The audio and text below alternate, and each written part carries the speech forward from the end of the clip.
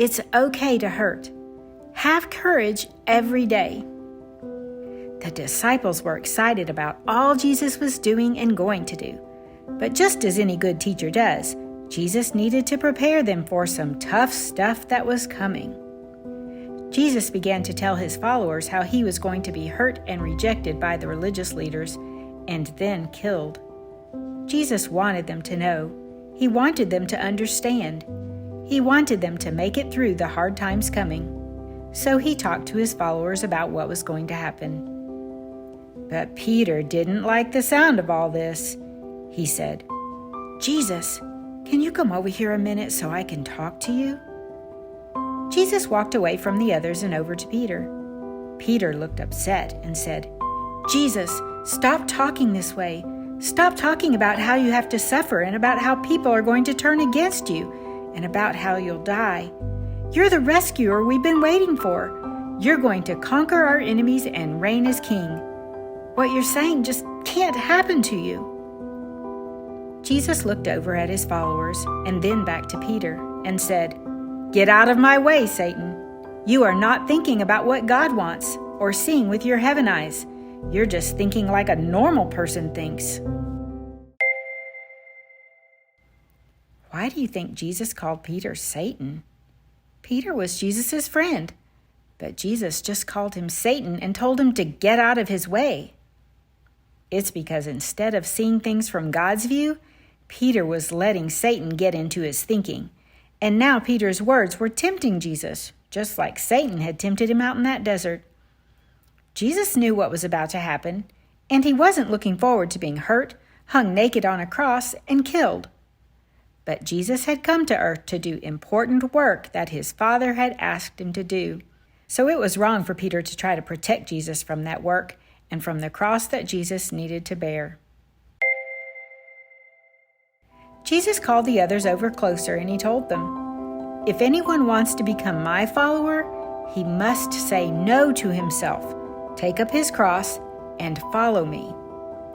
If you try to hang on to your life and save it for another day, you'll lose it. But whoever loses his life because of me and my good news will save their life. If you stay comfortable and avoid pain in alleys, but lose your soul and don't get to be with me forever, is that really worth it?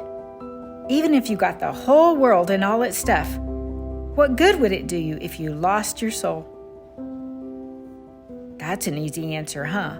Not worth it one bit.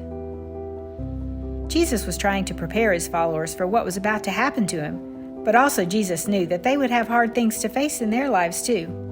They couldn't protect him or themselves or each other from pain. Not if they wanted to be his followers. Jesus had to hurt and face a cross, and anyone who follows him will have to face a cross and hurt too. A super nice and sweet person who is so afraid of pain that they cower in fear doesn't get to be with Jesus if they refuse to change.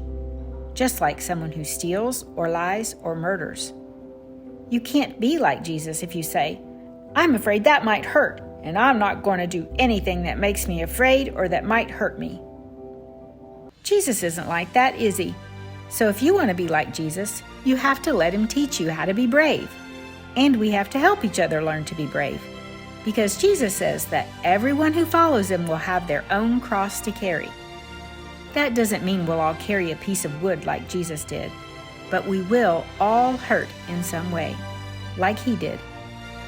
So just like it was wrong for Peter to try to protect his friend Jesus from doing the temporarily painful work his dad asked of him, we cannot protect ourselves or our friends from any temporarily painful work our Daddy in heaven asks of us either.